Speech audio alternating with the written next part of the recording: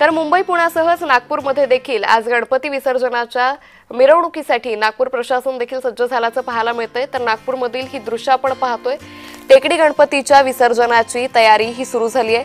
आता बाप्पाच्या आरतीनंतर बाप्पाच्या विसर्जन मिरवणुकीला सुरुवात होईल।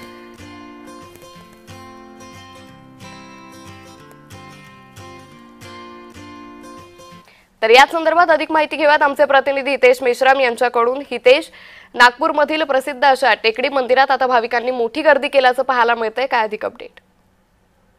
नक्कीच अंकिता, बघितलं गेलं तर नागपूर मधला जो टेकडी गणपती आहे हा प्राचीन असून या गणपतीला नागपूरकर इथे जे आहेत 10 दिवस जे आहे ते इथे येऊन त्यांची जी श्रद्धा आहे ती श्रद्धेकरिता ते इथे येत असतात। आणि ह्या गणपतीला 18व्या शतकापासून जे आहे नागपूरकर मानत असतात। त्याचप्रमाणे सचिन तेंडुलकर असेल किंवा अनेक जे सेलिब्रिटी असतील ते देखील या ठिकाणी येतात। त्यांची देखील श्रद्धा या गणेश टेकडीमध्ये देखील आपल्याला पाहायला मिळते।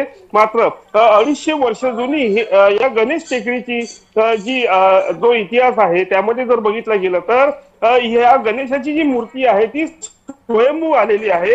आणि आज जे आहे गणपती विसर्जन आहे, त्याचप्रमाणे नागपूरमध्ये ज्या अनेक ठिकाणी जे सार्वजनिक गणपती जे बसलेले आहेत त्या अनुषंगाने जर बघितलं गेलं तर त्यामुळे एकंदरीतच आता बाप्पाला दर्शन घेण्यासाठी या ठिकाणी मोठी भाविकांनी गर्दी केल्याचं पाहायला मिळतंय। तुर्तास धन्यवाद हितेश, आपण दिलेल्या सविस्तर माहितीसाठी।